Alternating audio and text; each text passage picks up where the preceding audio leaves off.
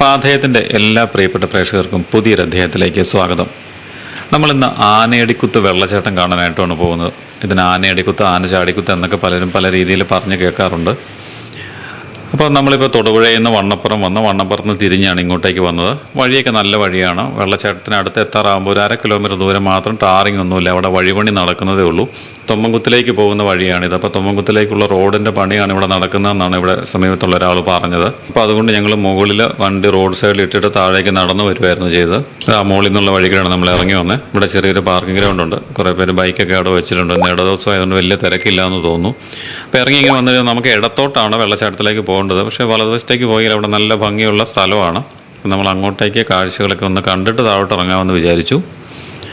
ശരിക്കും മഴക്കാലത്ത് വരുമ്പോഴേ നമ്മൾ ശ്രദ്ധിക്കണം. കാരണം ഈ പാറയിലൊക്കെ നല്ല വഴുക്കലുണ്ട്. സൂക്ഷിച്ച് നടന്നില്ലെങ്കിൽ ഇവിടെ നിന്നൊന്നും തെന്നിയാൽ നേരെ താഴോട്ടേക്കായിരിക്കും പോകുന്നത്. അപ്പോൾ അതുകൊണ്ട് മഴക്കാലത്ത് വരുന്നവർ ശ്രദ്ധിക്കുക. ഇപ്പോൾ ഇവിടുന്ന് വലത്തേക്കൊരു സ്വല്പം നടന്നാൽ നല്ല ഭംഗിയുള്ള സ്ഥലമുണ്ട്. അവിടെ പാദമൂടി മുട്ടപ്പം വെള്ളമൊന്നും ഇല്ല. അത്രയും ചെറിയ വെള്ളമേ ഉള്ളൂ അവിടെ. അപ്പോൾ അവിടെ ഇറങ്ങി കുറച്ച് നേരം നിന്ന് ഫോട്ടോ ഒക്കെ എടുത്തിട്ട് താഴേക്ക് പോകാമെന്ന് വിചാരിച്ചു. വിനോദ് ചേട്ടനും രഞ്ജിത്ത് ചേട്ടനും ഒക്കെ തകർത്ത് ഫോട്ടോ എടുക്കുന്ന തിരക്കിലാണ്. ആ വെള്ളം കൊണ്ട് ഇങ്ങനെ പരന്നൊഴുകുന്നത് കാണാൻ നല്ല ഭംഗിയല്ലേ. അവിടെ ഒരു പാലം കാണുന്നുണ്ട്. വേണമെങ്കിൽ മുകളിൽ കയറി നിൽക്കാം. അപ്പോൾ ഇതിലൂടെയാണ് നമുക്ക് താഴേക്ക് വെള്ളച്ചാട്ടത്തിലേക്ക് ഇറങ്ങി പോകാനുള്ളത്. ഇവിടെ കുറച്ച് ദൂരം സ്റ്റെപ്പുകൾ ഇറങ്ങി താഴേക്ക് പോകണം. ഈ വെള്ളച്ചാട്ടത്തിന് ആന ചാടിക്കുത്തെന്നും ആനയടിക്കുത്തെന്നും 2 പേരുകൾ പറഞ്ഞ് കേൾക്കുന്നുണ്ട്. അപ്പോൾ ഇത് രണ്ടും ശരിയായിരിക്കാമെന്നാണ് തോന്നുന്നത്. ഏതാണ് കൃത്യമെന്നറിയില്ല. പണ്ടൊരു ആന ഈ വെള്ളത്തിൽ വീണ് ചെരിഞ്ഞെന്നും അതിനുശേഷമാണ് ഇതിന് ആന ചാടിക്കുത്ത്, ആനയടിക്കുത്ത് എന്നൊക്കെ പേര് വന്നതെന്നൊക്കെയാണ് ഇവിടെ പറഞ്ഞ് കേട്ടിട്ടുള്ളത്. ഞങ്ങൾ മുകളിൽ നിന്നപ്പോൾ ഒരു 60 വർഷമായിട്ട് ഇവിടെ താമസിക്കുന്ന ഒരാളെ കണ്ടിരുന്നു. അപ്പോൾ അവർ പറഞ്ഞത് ആന ഇത്രയും കാലത്തിനിടയ്ക്കൊന്നും ഇവിടെ ആന ഇറങ്ങിയിട്ടൊന്നും ഇല്ല എന്നൊക്കെയാണ് പറഞ്ഞത്. അപ്പോൾ ചിലപ്പോൾ അതിന് മുമ്പായിരിക്കാം, എന്താ നമുക്കറിയില്ല. ഇതിലൂടെ ഇങ്ങനെ ഇറങ്ങി പോകുമ്പോൾ തന്നെ നമുക്ക് ആ വെള്ളച്ചാട്ടത്തിൻ്റെ എരമ്പൽ ഇങ്ങനെ കേൾക്കാം. ഈ വലതുവശത്താണ് വെള്ളച്ചാട്ടം ഉള്ളത്. നല്ല ശക്തിയിൽ ഇപ്പോൾ വെള്ളം ഉണ്ടോ എന്ന് തോന്നുന്നു. കാരണം അത്രയ്ക്ക് നല്ല സൗണ്ട് ഇവിടെ നിന്ന് ഇറങ്ങി പോകുമ്പോൾ തന്നെ നമുക്ക് കേൾക്കാൻ പറ്റുന്നുണ്ട്. ഇതാണ് നമ്മൾ ഇറങ്ങി വന്ന വഴി. കണ്ടോ, മുകളിൽ നിന്നാണ് നമ്മളിങ്ങനെ ഇറങ്ങി വന്നത്. വെള്ളച്ചാട്ടത്തിലേക്ക് വലതുവശത്തേക്ക് തിരിഞ്ഞാണ് ഇറങ്ങി വന്നു കഴിയുമ്പോൾ നമുക്ക് പോകേണ്ടത്. പക്ഷേ നേരെ കുറച്ചുകൂടി മുന്നോട്ട് ചെന്ന് കഴിയുമ്പോൾ അവിടെ ഒരു വ്യൂ പോയിൻ്റ് ഉണ്ട്. അപ്പോൾ അവിടെ ഒന്ന് പോയി നോക്കാമെന്ന് വിചാരിച്ചു. ഉണ്ടോ, വെള്ളച്ചാട്ടത്തിന് അപ്പുറം കാണുന്നൊരു പാറയാണ്. എന്ത് വലിയ പാറയാണെന്നുണ്ടോ. ഇതിൻ്റെ വെള്ളം താഴെക്കൂടെ ഒഴുകുന്നതുണ്ടോ. വെള്ളച്ചാട്ടത്തിൽ നിന്ന് വന്ന് വീണിട്ട് പോകുന്ന വെള്ളമാണത്. ഇതിലൂടെയൊക്കെ നടക്കുമ്പോഴേ സൂക്ഷിക്കണം. ഈ മഴക്കാലത്ത് വന്നു കഴിയുമ്പോൾ പാറ മൊത്തം തെന്നി കിടക്കുമായിരിക്കും. നമ്മൾ അതിലൂടെയാണ് ഇറങ്ങി വന്നേ. ഇത് താഴെ കൊണ്ട് അവിടെ ഒരു കടയുണ്ട്. അവിടെ ഇപ്പോൾ അടച്ചിട്ടിരിക്കുകയാണ്. ഹോട്ടലാണെന്ന് തോന്നുന്നു. പക്ഷേ അങ്ങോട്ടേക്ക് ഇറങ്ങി പോകണമെങ്കിൽ ഈ മഴ പെയ്ത വെള്ളം ഇങ്ങനെ തെന്നി കിടക്കുമ്പോൾ എങ്ങനെ ഇറങ്ങി പോകുന്നുള്ളൊരു സംശയമുണ്ട്. ഇപ്പം നമ്മൾ വന്ന സമയത്ത് ഞങ്ങൾ വണ്ടിയിലിങ്ങനെ പോകുന്നപ്പോഴൊക്കെ നല്ല മഴയുണ്ടായിരുന്നു. പക്ഷേ ഇവിടെ വന്ന് ഇറങ്ങി കഴിഞ്ഞപ്പോൾ മഴയൊന്നുമില്ല, നല്ല വെയിലാണ്. അതുകൊണ്ട് കാലാവസ്ഥ അനുകൂലമാണ്. വെള്ളച്ചാട്ടത്തിന് അക്കരെയുള്ള പാറക്കൂടെയൊക്കെ ആൾക്കാർ നടക്കുന്നതുണ്ടോ. ശരിക്കും അങ്ങനെയൊക്കെ നടക്കുന്നത് ഭയങ്കര റിസ്ക്കാണ് ഞാൻ നോക്കിയിട്ട്. കാരണം ഈ മഴക്കാലത്ത് വെള്ളമൊക്കെ ഇങ്ങനെ വീണ് തെന്നി കിടക്കുമല്ലേ. എങ്ങാനും കാലൊന്ന് സ്ലിപ്പായാൽ നമ്മുടെ ജീവൻ നമ്മൾ തന്നെ നോക്കണ്ടേ. അപ്പോൾ എന്തായാലും നമ്മൾ വെള്ളച്ചാട്ടം കാണാനായിട്ട് പോവുകയാണ്. ഇതിലൂടെ വീണ്ടും ചെറിയൊരു കുത്തുകല്ലുണ്ട് ഇവിടെ. അത് ഇറങ്ങി വേണം വെള്ളച്ചാട്ടത്തിലേക്ക് പോകാനായിട്ട്. ഇടതുവശത്തൂടെ വെള്ളച്ചാട്ടത്തിൽ നിന്ന് വന്ന വെള്ളം ഒഴുകുന്നുണ്ട്. വിനോദ് ചേട്ടനും രഞ്ജിത്ത് ചേട്ടനും ഡെന്നിച്ചനും ഒക്കെ മുന്നേ പോയിട്ടുണ്ട്.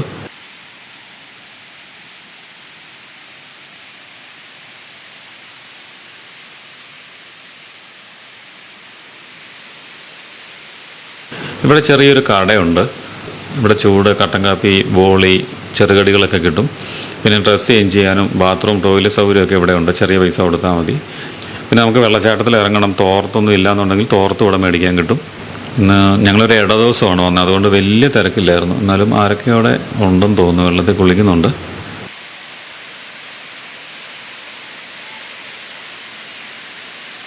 വാവ്, എന്താ വെള്ളച്ചാട്ടത്തിൻ്റെ കാഴ്ച നോക്കിക്കേ. ഇങ്ങനെ നിരന്ന് വെള്ളം വീഴുന്ന ഒരു കാഴ്ച വേറെ ഒരു വെള്ളച്ചാട്ടത്തിൽ ഇത്രയും കാണത്തില്ല. ആ വെള്ളച്ചാട്ടത്തിൻ്റെ ഭംഗി നിങ്ങൾ കണ്ടോ. എന്താ ഒരു കാഴ്ച നോക്കി. സാധാരണ വെള്ളച്ചാട്ടം ഒന്നും ഇത്രയും വീതിയിൽ ഇങ്ങനെ വെള്ളം ഒഴുകി ചാടുന്നൊരു വെള്ളച്ചാട്ടം വേറെ കാണുമെന്ന് എനിക്ക് തോന്നുന്നില്ല.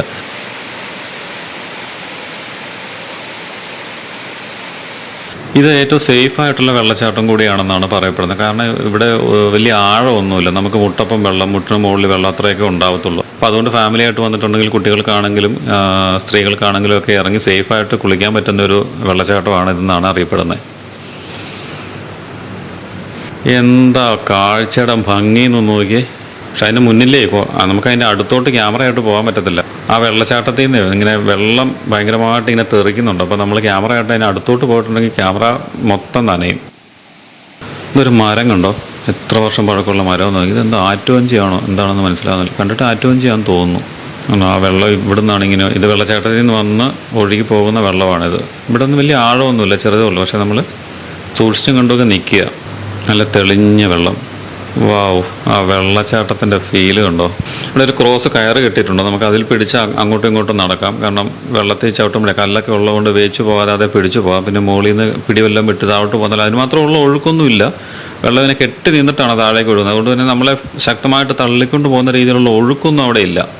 എന്നാലും ഇപ്പോൾ പ്രായമുള്ളവരൊക്കെ ആണെങ്കിൽ അക്കരയ്ക്ക് അങ്ങോട്ട് ക്രോസ് ചെയ്യാനായിട്ട് പോകുമ്പോൾ കല്ലല്ലേ, അപ്പോൾ കല്ലെ ചവിട്ടി തന്നെ ഒന്നും പോകാതിരിക്കാനായിട്ട് കൈ ഒരു സഹായത്തിന് വേണ്ടിയിട്ട് കയറെ പിടിച്ച് നമുക്ക് പോകാം. അതുകൊണ്ട് രഞ്ജിത്തേട്ടനൊക്കെ പോയി നിൽക്കുന്നുണ്ട്. അവിടെ അത്രേ ഉള്ളൂ വെള്ളം. ശരിക്കും ഇപ്പോൾ മഴക്കാലം ആയതുകൊണ്ട് തന്നെ വെള്ളം നല്ല പവറിൽ ഇങ്ങനെ നിറഞ്ഞൊഴുകുവാണ്. വേനൽക്കാലത്ത് വന്നാൽ ഇത്രയും വെള്ളമൊന്നും ഉണ്ടാവത്തില്ല. അതിന് കീഴേ പോയി നിന്ന് കഴിഞ്ഞിട്ടുണ്ടെങ്കിൽ ഭയങ്കര പെയിനായിരിക്കും. വെള്ളം ഇങ്ങനെ ദേഹത്തേക്ക് വന്ന് അടിച്ചിട്ടുണ്ടെങ്കിൽ നല്ല വേദനയായിരിക്കും. വെള്ളം ഇങ്ങനെ കെട്ടിക്കിടക്കുമല്ലേ. അപ്പോൾ അതുകൊണ്ട് ഒഴുക്ക് വലിയ കാര്യമായിട്ടൊന്നുമില്ല. സേഫായിട്ട് ഇറങ്ങാം, കുളിക്കാം, അങ്ങോട്ടും ഇങ്ങോട്ടും എല്ലാം നടക്കാം. ഇത്രയും വീതിയിൽ ഇത്രയും മനോഹരമായിട്ടുള്ളൊരു വെള്ളച്ചാട്ടം ഇത്ര സേഫായിട്ട് വേറെ ഒന്നും കാണുമെന്ന് എനിക്ക് തോന്നുന്നില്ല. ശരിക്കും ഒരു കാടിൻ്റെ നടുക്കുള്ളൊരു വെള്ളച്ചാട്ടത്തിൻ്റെ ഫീലാണല്ലേ. ഇത് ശരിക്കും തൊമ്മൻകുത്ത് പോകുന്ന വഴിക്കാണ് ഈ വെള്ളച്ചാട്ടം ഉള്ളത്. അപ്പം തൊമ്മൻകുത്ത് വെള്ളച്ചാട്ടം കാണാൻ പോകുന്ന ആൾക്കാർ ഇവിടെ വന്ന് കയറി ഇതിൻ്റെ കാഴ്ചകൾ കൂടി ആസ്വദിച്ചിട്ടാണ് ഇപ്പോൾ പോകുന്നത്.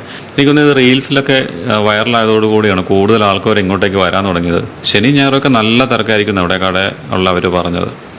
നമ്മളിപ്പോൾ ഒരു ഇടദിവസമാണ് വന്നതുകൊണ്ട് വലിയ തിരക്കൊന്നുമില്ല. അതുകൊണ്ട് അത്യാവശ്യം നല്ല രീതിയിൽ വിഷ്വലൊക്കെ എടുക്കാൻ പറ്റി. ആ വെള്ളച്ചാട്ടത്തിൻ്റെ ആ ഭംഗി കണ്ടോ, ഇങ്ങനെ പാൽനുര പോലെ ഇങ്ങനെ പതഞ്ഞൊഴുകുന്ന വെള്ളച്ചാട്ടം. എന്തായാലും ഞങ്ങളിവിടെ വന്നു ഒരു 1.5 മണിക്കൂർ നേരം ഞങ്ങൾ വെള്ളത്തിൽ ഇങ്ങനെ കിടന്ന് അർമാദിച്ചു, കുളിച്ചു. ശരിക്കും ഭയങ്കര ഒരു വൈബാണ് കേട്ടോ. ആ വെള്ളത്തിലോട്ട് ഇറങ്ങി നിന്ന് കഴിഞ്ഞിട്ടുണ്ടെങ്കിൽ നമ്മൾ സാധാരണ ഒരു വെള്ളച്ചാട്ടത്തിൽ നിന്ന് കുളിക്കുന്ന പോലെയല്ല. ഇത്രയും വീതിയിൽ ഇങ്ങനെ വെള്ളം ഇങ്ങനെ പരന്നൊഴുകി ഒഴുക്കൊന്നും ഇല്ലാതെ സേഫായിട്ട് ഇങ്ങനെ നടക്കാൻ പറ്റുന്ന ഒരു വെള്ളച്ചാട്ടം എന്ന് പറയുമ്പോഴേ അതിൻ്റെ ഒരു രസം വേറെയാണ്.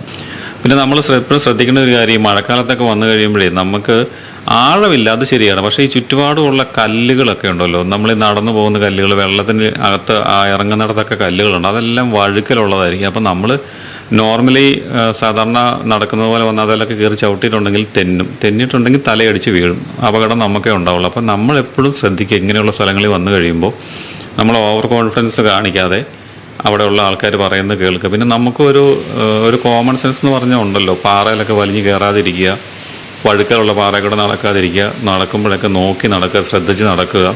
ആൾക്കാർ ചവിട്ടി എപ്പോഴും ഒരു കയറിപ്പോകുന്ന ഒരു പാടുണ്ടാവില്ല. നമ്മൾ നടക്കുമ്പോൾ നോക്കുക അതിലേക്ക്. അപ്പം ആൾക്കാർ ചവിട്ടി പോകുന്നതാണ്, അവിടെ പായലൊന്നും വലിയധികം കാണത്തില്ല. അപ്പം അങ്ങനെയുള്ള സ്ഥലത്തൊക്കെ നോക്കി ചവിട്ടി കയറി പോവുക. പിന്നെ വെള്ളച്ചാട്ടം കാണാൻ വന്നാൽ വെള്ളച്ചാട്ടം കണ്ട് ആസ്വദിച്ചിട്ട് തിരിച്ചു പോവുക. ഒരു റെസ്പോൺസിബിൾ ട്രാവലർ ആവുക. അവിടെ പ്ലാസ്റ്റിക്കോ വേസ്റ്റുകളോ ഒന്നും കൊണ്ടിടാതിരിക്കുക.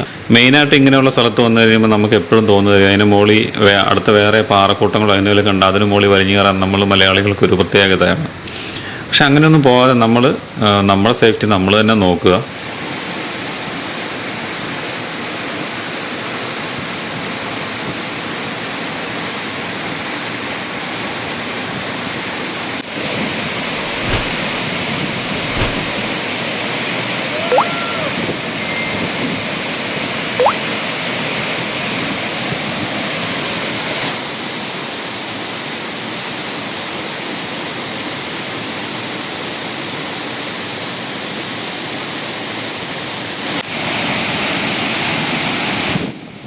അപ്പോൾ ഞങ്ങളൊരു 1.5 മണിക്കൂർ വെള്ളച്ചാട്ടത്തിൽ കിടന്ന് ഇങ്ങനെ അർമാദിച്ചു.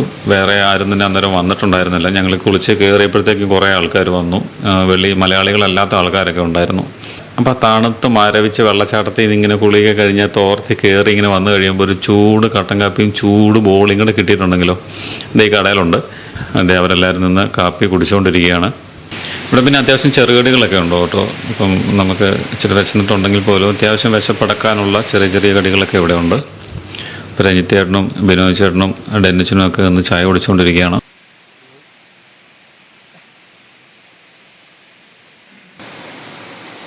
അപ്പോൾ ആനയടിക്കുത്ത് വെള്ളച്ചാട്ടത്തിൻ്റെ കാഴ്ചകൾ ഇവിടെ അവസാനിക്കുകയാണ്. അപ്പോൾ നമ്മൾ വെള്ളച്ചാട്ടത്തിൽ വന്നു, നന്നായിട്ട് എൻജോയ് ചെയ്തു. കുറേ സമയം ഞങ്ങളിവിടെ വെള്ളച്ചാട്ടത്തിൽ സ്പെൻഡ് ചെയ്തു. അധികം ആൾക്കാരില്ലാതിരുന്നത് കൊണ്ട് തന്നെ നന്നായിട്ട് നമുക്ക് ആ വൈബ് എൻജോയ് ചെയ്യാനായിട്ട് പറ്റി. ഒരുപാട് ആൾക്കാരുണ്ടെങ്കിൽ നമുക്ക് ഒത്തിരി നേരം വെള്ളത്തിൽ കിടക്കാനോ ഒന്നും പറ്റത്തില്ലല്ലോ. അപ്പോൾ എല്ലാവരും സേഫായിട്ട് വരിക, സേഫായിട്ട് പോവുക, റെസ്പോൺസിബിൾ ട്രാവലർ ആവുക. വഴുവഴുക്കുള്ള പാറകളും ഒക്കെയാണ് ചുറ്റുവട്ടത്തെല്ലാം ഉള്ളത്. അപ്പോൾ അതിലൊന്നും പോയി കയറാതെ വെള്ളച്ചാട്ടം വരിക, കാണുക, എൻജോയ് ചെയ്യുക, തിരിച്ചു പോവുക. അപ്പോൾ എന്തായാലും ആനയടിക്കുത്ത് വെള്ളച്ചാട്ടത്തിന് ഇന്നത്തെ എപ്പിസോഡ് എല്ലാ പ്രിയപ്പെട്ട പ്രേക്ഷകർക്കും ഇഷ്ടമായെന്ന് വിചാരിക്കുന്നു. പുതിയൊരു വീഡിയോയുമായിട്ട് അടുത്ത അധ്യായത്തിൽ വീണ്ടും കാണാം.